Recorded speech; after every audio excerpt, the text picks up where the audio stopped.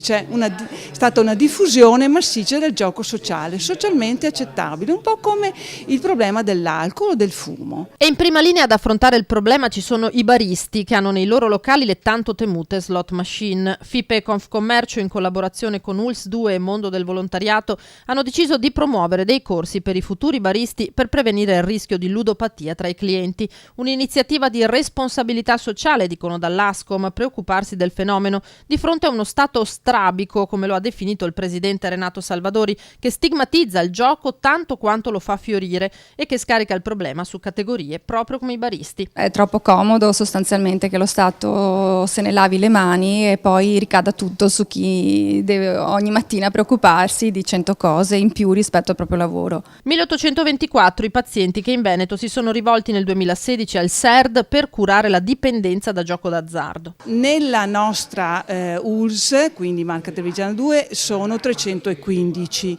nel 2016. Si concentrano su dai 40 ai 50 anni e poi dai 65 in su. Abbiamo notato che ci sono più di una persona, particolarmente le nonne o i nonni, che vanno in questi luoghi e che hanno al seguito i bambini, e ci preoccupiamo del fatto che il bambino chiede al nonno cos'è e alla fine cosa risponde il nonno. È evidentemente un modo per trovare soldi.